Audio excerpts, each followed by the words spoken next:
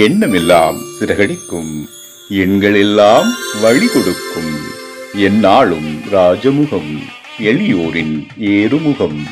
எந்த நிலை வந்தாலும் வந்த நிலை மாறாத நமது Rajanilai. Rajanilai TV, channel of astrology.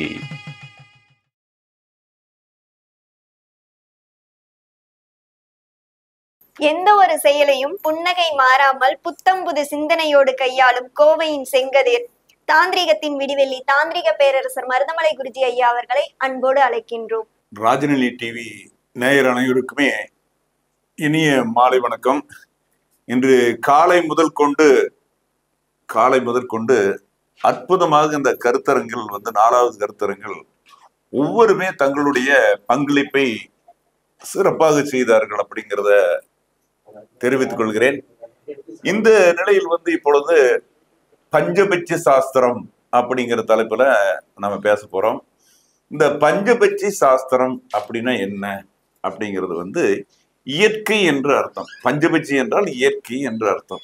எப்படின்னு எடுத்துட்டோம்னா, நிலம், நீர், நெருப்பு, காற்று, ஆகாயம், இந்த 5 பூதங்களின் உடைய தன்மையில் பஞ்சபட்சிகளை அமைத்திருக்கிறார்கள் நம்முடைய சான்றோர்கள்.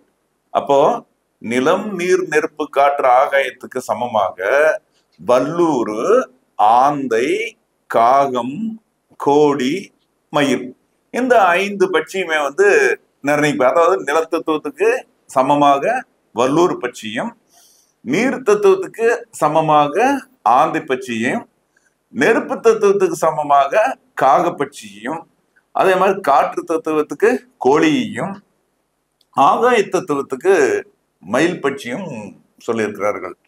இது சிறந்த விஷயம் அல்ல, ஒப்பற்ற விஷயம். அப்ப என்னன்னா, அண்டத்தில் உள்ளது பிண்டம் அப்படின்னு சொல்லும் பொழுது இந்த உடம்புல என்னென்ன இருக்கோ, நிலம், நீர், நெருப்பு, காற்று என்ன இருக்குதோ அதே போல இந்த புவியிலும் இருக்கிறதுங்கிறது ஒரு விஷயம்.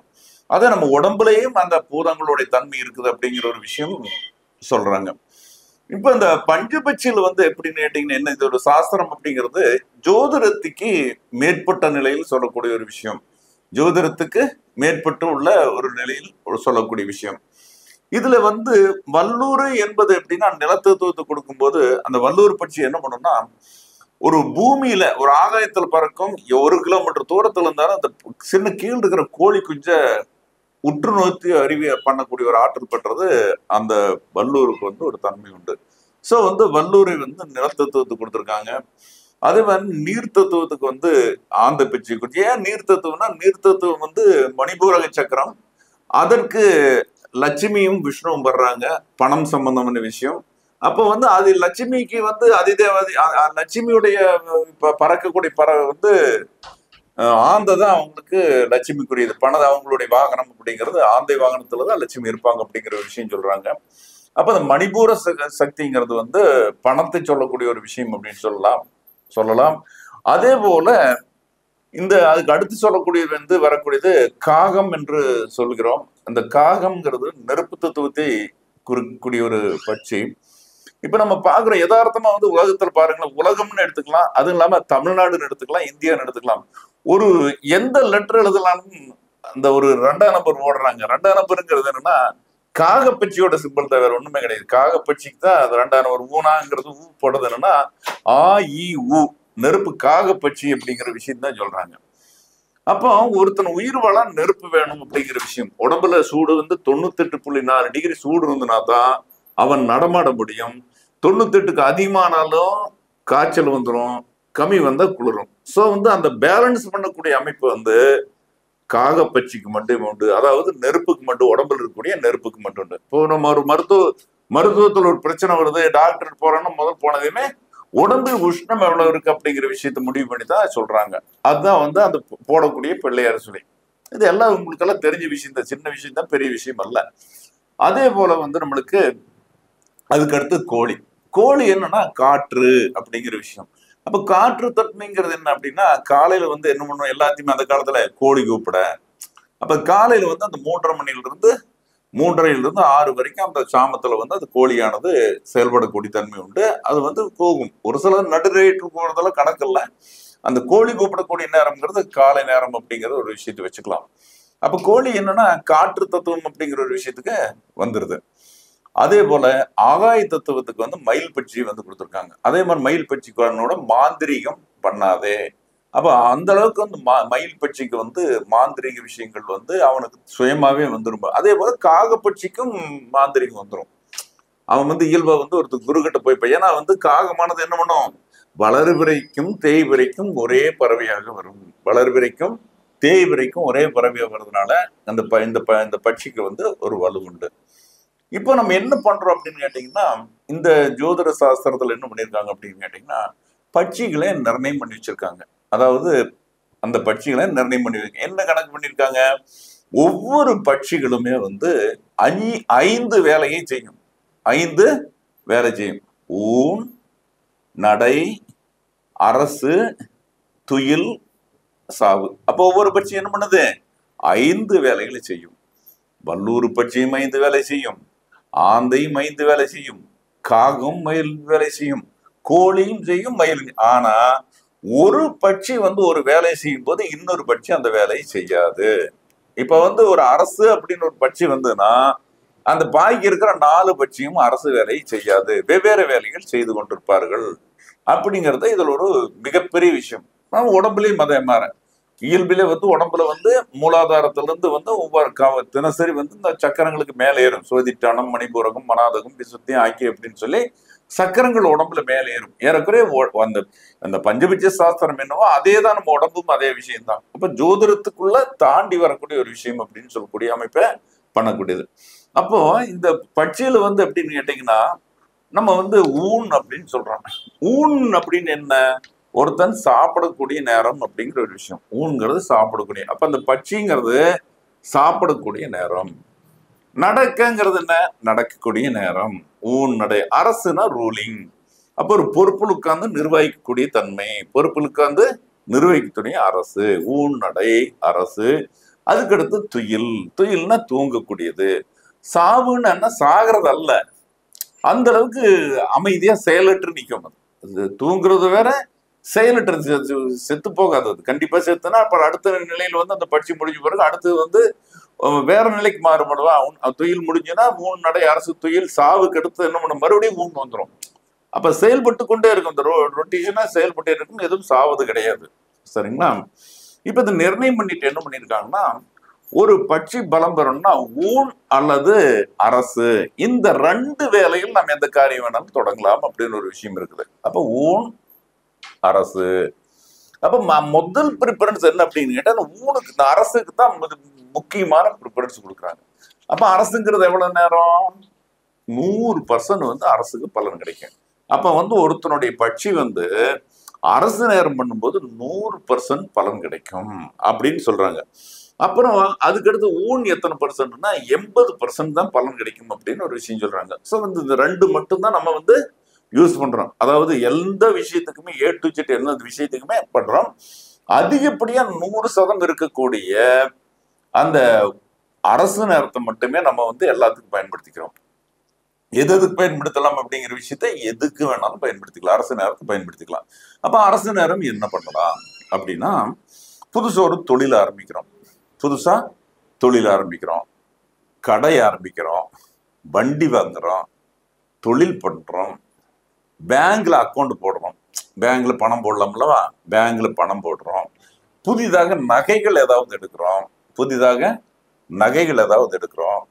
பயணம் செல்வது, ஒரு வேலையில் அமர்வது, ஒரு புதுசா நம்ம பண்ணிட்டு இருக்கோம், வேலையில் அமர்வது, வேலையில் நம்ம சேரலாம் அல்லவா. இப்ப நம்ம புதுசா இருக்கிறோம், புதுசா வேலையில வந்து இன்னைக்கு வர சொல்லியிருக்காங்க அப்படின்னா அந்த நேரத்தில் நம்முடைய பட்சி அரசு நேரத்தில் வேலையில் நுழையலாம். அப்ப அரசுங்கிறது ஒரு பவர்ஃபுல்லா இருக்கும் அப்படிங்கிற ஒரு விஷயம். மற்றவங்க எல்லாம் அந்த அரசு நேரத்துல போகும்போது மற்றவங்க நம்ம கிட்ட பதில் பேச மாட்டாங்க. மற்ற பட்சிகள்ல ஃபுல்லா ஒரு அரசன் போனா எப்படி இருக்கும், அந்த கோப்பு தான். ஒரு அரசன் போகும்போது மற்றபடிய செயல்பாட்டு தன்மைகள்லாம் ரொம்ப ரொம்ப ரொம்ப ரொம்ப குறைவா தான் இருக்கும், செயல்பாட்டு தன்மை குறைவா இருக்கும். சரிங்களா? அப்போ நம்ம என்ன பண்றோம் அப்படின்னு கேட்டீங்கன்னா, இந்த பட்சியில வந்து பாக்குற போது என்ன பண்ணுங்க அப்படின்னு கேட்டீங்கன்னா, இந்த மொத்தம் வந்து 27 நட்சத்திரம் இருக்குதுங்க. இந்த 27 நட்சத்திரம் இருக்குதுங்க. இந்த 27 நட்சத்திரத்துல 5, 6, 5, 5, 6 இதுதான் அந்த பஞ்சபட்சி வந்து இருக்கக்கூடிய நட்சத்திரங்கள் அளவு. இது என்ன பண்ணும்னா, முதல்ல 5 நட்சத்திரம், ரெண்டாவது 6 நட்சத்திரம், மறுபடியும் 5 நட்சத்திரம், அதுக்கு அடுத்து 5 நட்சத்திரம், அதுக்கு அடுத்து 6 நட்சத்திரம். இந்த நட்சத்திரங்கள் தான் வந்து பஞ்சபட்சி நம்ம பண்றோம். அப்போ முதல் 5 நட்சத்திரங்கள், முதல் 5 நட்சத்திரம் என்ன? அசுவினி, பரணி, கார்த்திகை, ரோகிணி, மிருகசீரிஷம். இந்த 5 நட்சத்திரமும் வளர்விரையில வல்லூராக இருக்கும். வளர்விரையில வல்லூராக இருக்கும்.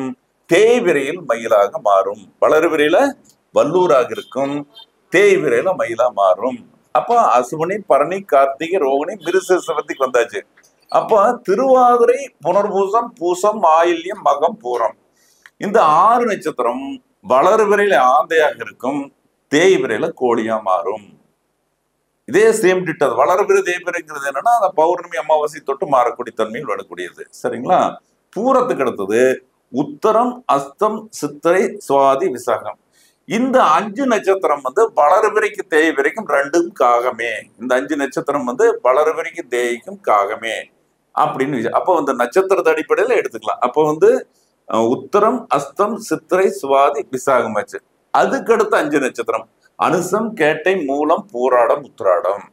இந்த நட்சத்திரங்கள் வந்து வளர்விரையில கோழியாக இருக்கும். வளர்விரையில கோழியாக இருக்கும். அப்ப தேய்விரையில என்னவா மாறும்? தேய்விரையில என்னவா மாறும்? ஆந்தையாக மாறும். அப்புறம் பிறகு இந்த அதுக்கு அடுத்து இருக்கக்கூடிய கடைசி நட்சத்திரங்கள் என்ன அப்படின்னு கேட்டீங்கன்னா, இந்த திருவோணம், அவிட்டம், சதயம், புரட்டாதி, உத்திரட்டாதி, ரேவதி. இது எத்தனை நட்சத்திரங்கள்? 6 நட்சத்திரங்கள். இந்த 6 நட்சத்திரங்களுமே மயிலுக்குரிய ஒரு கணக்குல வந்துருங்க. மயிலுக்குரிய கணக்குல வந்துருங்க. இதே தேய்விரையா இருக்கும்போது என்ன அப்படின்னா அப்படியே எதுவா இருக்கும்? அப்படி பின்னால் இருக்கிறது அப்படியே ரிவர்ஸ் வல்லூர் வந்து வந்துடும் அதுக்கு. அப்போ வளர்பிறைங்கிற போது மயிலாக இருக்கும், தேய்விரைக்கு வல்லூரா மாறிடுங்க. இதுதாங்க இருக்கிற விஷயம். அதாவது அப்படியே திரும்பி வர ரிவர்ஸ்ல மேல வந்து 5, 6 அதை மட்டும் எழுதி வச்சுட்டே போதும். ஜோசியம் தெரிஞ்சவங்களுக்கு ரொம்ப சுலபம். 5, 6, 5, 5, 6. இதுதான் அதில் இருக்கிற ரகசியங்கள். சரிங்களா?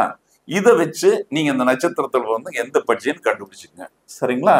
கண்டுபிடிச்சிட்டு மறுபடியும் என்ன பண்ணுங்கன்னா, இந்த பட்சியில ஜெயிக்கலாமா ஜெயிக்க கூடாதாங்கிற விஷயத்தை யார் நட்பு பட்சி, இப்ப நம்ம யார் பழகலாம், எந்த நட்சத்திரக்காரன் பழகலாம் அப்படிங்கிற விஷயத்தால இப்ப பாத்துருவோமா? இப்போ நம்ம என்ன பண்ணிக்கணும், ஒரு வட்டம் ஒண்ணு போட்டுக்கணும்.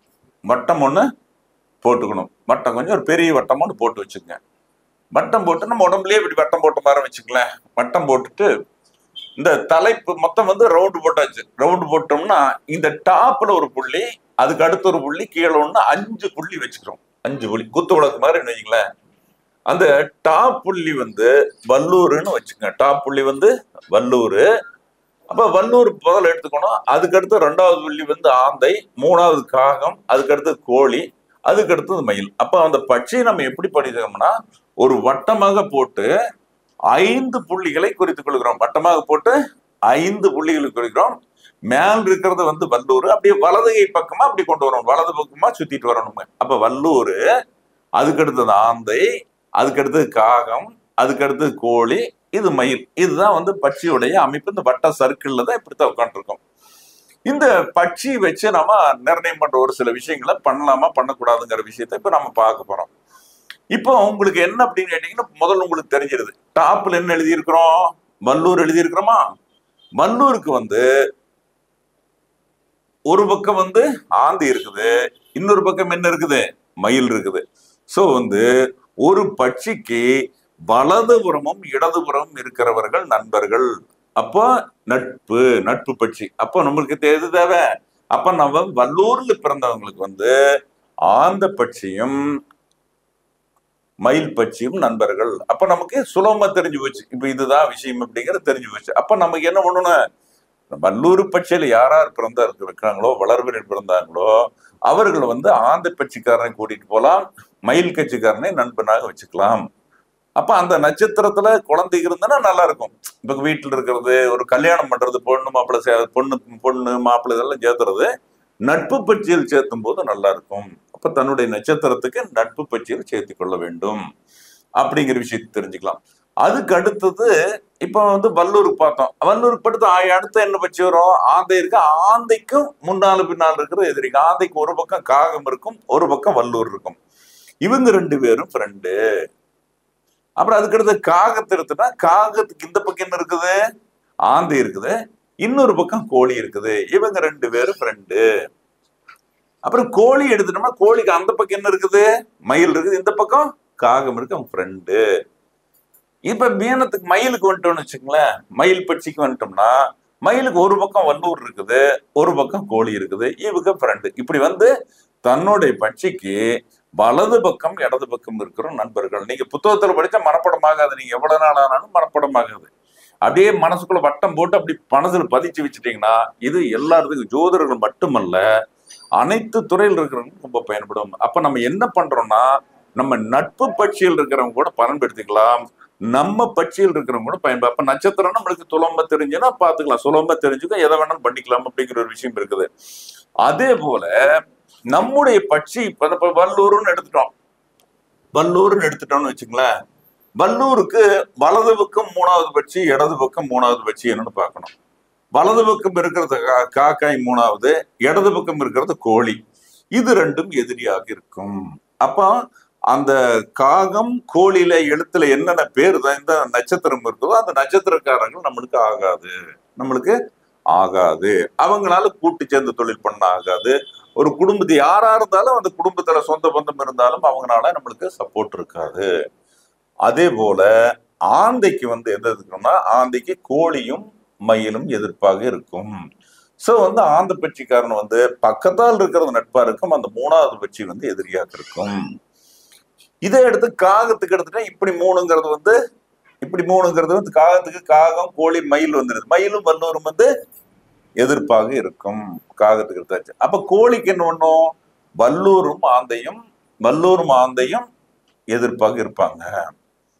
இதே போல மீனத்துக்கு, அதாவது இந்த மயிலுக்கு எடுத்துட்டோம்னா, மயிலுக்கு இந்த பக்கம் இருக்கிறது ஆந்தையும் காகம் வந்து எதிர்ப்பாக இருக்கும். இந்த நட்சத்திரம் மட்டும் நீங்க ஞாபகம் வச்சுக்கணும். அசுவினி பரணி கார்த்திகை அந்த 5 6 5 5 6 இது அப்படியே ஞாபகம் வச்சுட்டீங்கன்னா, முதல் 5 நட்சத்திரம் வல்லூர், அதுக்கு அடுத்தது 5 6ங்கிற போது ஆந்தை, அதுக்கு அடுத்து 5 5 வந்து காகம் கோழி வந்துடும். பாரு 6 மீதம் இருக்கக்கூடிய அந்த நட்சத்திரங்கள் வந்து மயில் பட்சி. இப்ப நம்ம தெரிஞ்சாச்சு, ரொம்ப சுலபமா போட்டாச்சு. இதை போட்டு நீங்க கணக்கு போட்டு எடுத்து வச்சு பாத்துங்க. சோ நம்மளுக்கு நட்பு நட்சத்திரங்களை நட்பா வச்சுக்கோங்க, பகை நட்சத்திரங்களை பகைங்களா வச்சுட்டு பண்ணும்போது நம்மளுக்கு ஒரு சாதகமா இருக்கும் அப்படின்னு சொல்லி வச்சுட்டு, அப்போ இது எப்படி நம்ம நல்லது கெட்டது பண்ணலாம் அப்படிங்கிற ஒரு விஷயம் இருக்குது. இப்ப நல்லது கெட்டது எப்படி பண்றது அப்படின்னு ஒரு விஷயம் இருக்கு. இப்போ நீங்க வந்து ஒருத்தருக்கு வந்து நம்ம பணம் கொடுத்துருக்கோம்.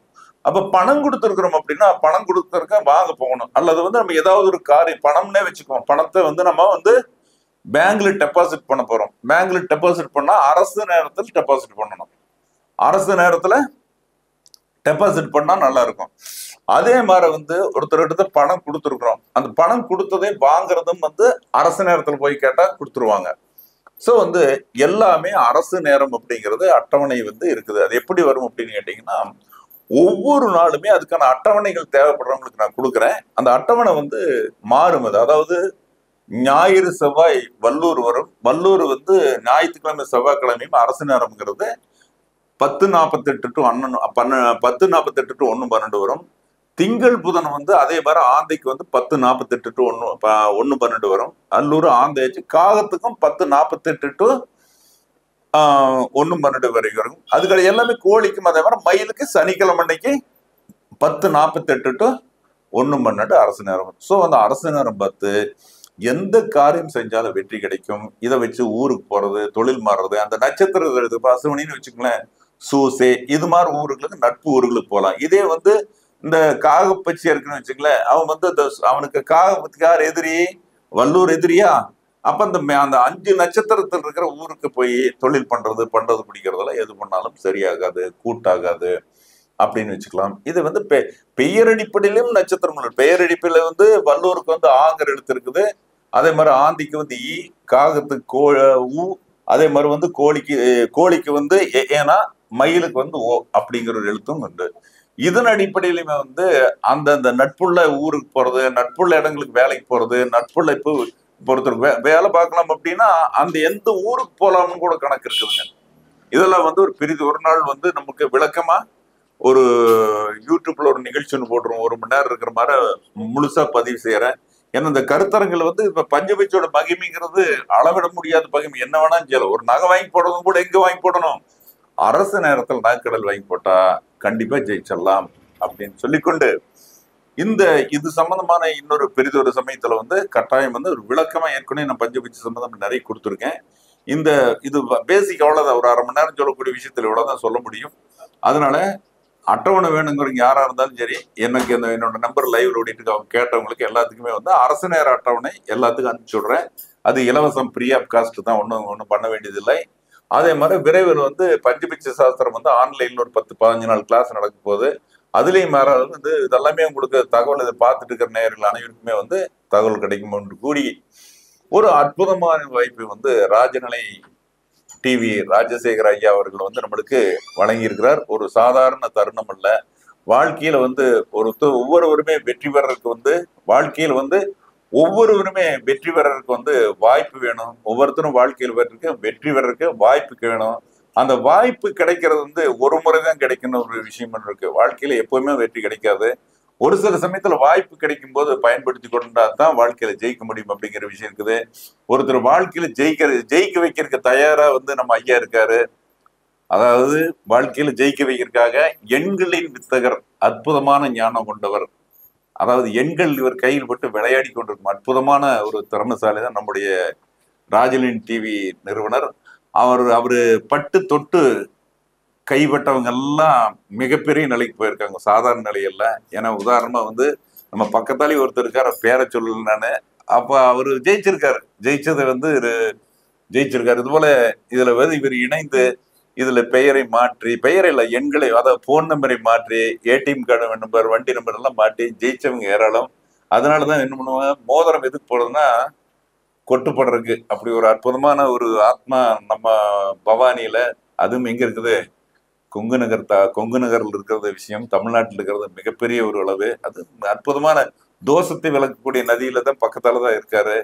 ஒரு அற்புதமான வாய்ப்பை வந்து இன்னைக்கு ஒரு கருத்தரங்கம், 2 கருத்தரங்கம், 3வது கருத்தரங்கம் முடிஞ்சு 4வது கருத்தரங்கம் வந்து காலையிலிருந்து அவர் கூடவே நம்முடவே இருந்து ஒவ்வொன்றிலையுமே குறைவு, எந்த விதத்திலும் குறைவு வரக்கூடாது. எல்லாமே வந்தவங்க எல்லாம் நிறைவா இருக்கணுங்க. காலையில் உணவு, மதிய உணவு, இரவு உணவு சந்தோஷமா கொடுத்தார். அதே போல அவருடைய அதே மாதிரி வந்து பங்களித்தவர்களும் சிறப்பாக பங்கை அளித்தார்கள். அதுவும் இல்லாமல் மேலும் வந்து இந்த ஊடகத்துறையில் இருக்கக்கூடிய மெய்யரசன் அவர்கள், சீனிவாசன் அவர்கள், மலையரசி அவர்கள், அதே மாதிரி வந்து உங்களும் தான் மிதிலா முருகேசன் எட்டி பார்க்குறாங்களேன்னு மறந்துடும் போல் இருக்கு.